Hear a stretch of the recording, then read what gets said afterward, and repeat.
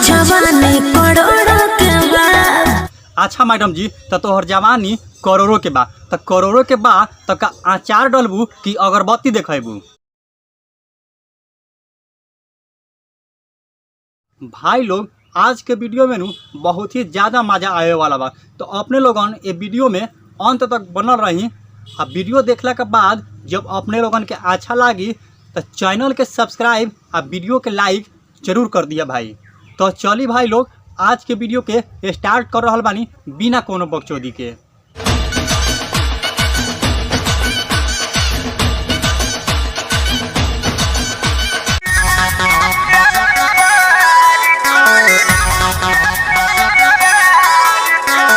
वाह मैडम जी वाह, मजा आ गई। तू अपन का है सामान देखले बारू? हमरो जवानी करोड़ों के बा। अच्छा मैडम जी, तो तोहर जवानी करोड़ों के बा, तो करोड़ों के बा तो का अचार डलबू कि अगरबत्ती देखेबू? बाप के ना बुझ के हुआ के बा। बाप के ना मैडम जी, तोहर जवानी तोहरा यार के बा। हमरो जवानी करोड़ों के बा। बाप के ना बुझ के हुआ के बा। नई हराम नास यार करी रे का तो ससुर में माफ ना भतार करी रे। अच्छा प्रमोद भैया, ई नैहर में नाश होके ससुराल में जाई तो भातार एकर माफ ना करी, तो भातार एकर माफ ना करी तो तोहर काहे फाटता? हमरा तो इहे लागता कि ये मैडमवा के नैहर में तू ही लॉलीपॉप खिया के नाश करता रह।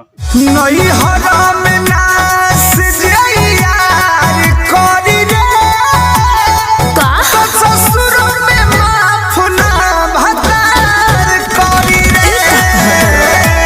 ए प्रमोद भैया, ये मैडमवा के भातार माफ ना करी, लाठी से मारो चाहे लौंड से मारो, तोहर काहे फाटता?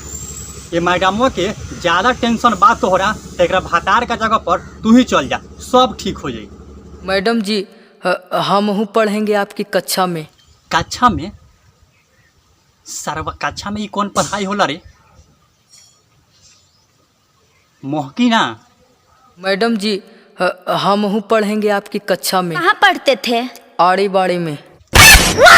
सरवा आड़ी बाड़ी, ये कौन नया शब्द आ गई बा भोजपुरी इंडस्ट्री में? छोट से लेके सियान के जुबान पर आड़ी बाड़ी शब्द बा। सरवा आड़ी बाड़ी से कहो झाटो बाड़ी हो जाई।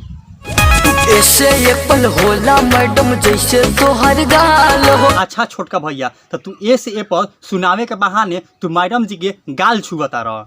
थोड़ा संभल के मैडम जी, ना तो कहीं गाल छूते छूते कुछ और ही ना छुए लागे। ई छोटका भैया बा बड़ा चोपा बा।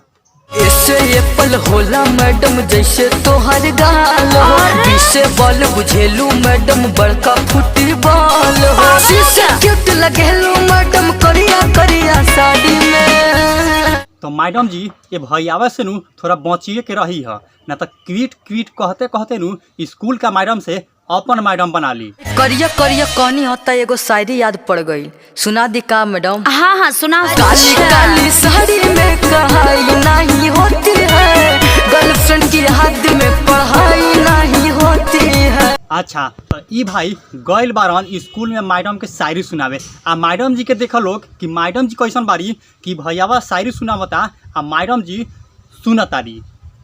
मैडम जी पढ़ावे गइल बारी कि शायरी सुने गइल बारी?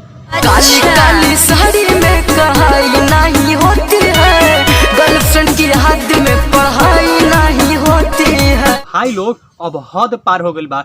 ये मैडम जी ये भाई से शायरी सुनते सुनते अब डांसो करे लगली। हमारा तो ई लागता कि थोड़ा देर का बाद कुछ और ही करे लगी है। काली काली साड़ी में कहाई नहीं होती है, गर्लफ्रेंड की हद में पढ़ाई नहीं होती है।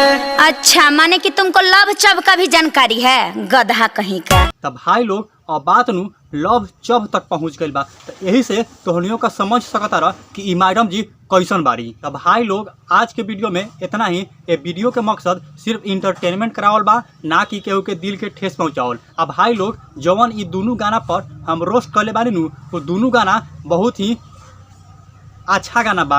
ये गाना के नु तोहनियो लोगन एक बार जरूर सुना। कैसा लगा मेरा मजाक?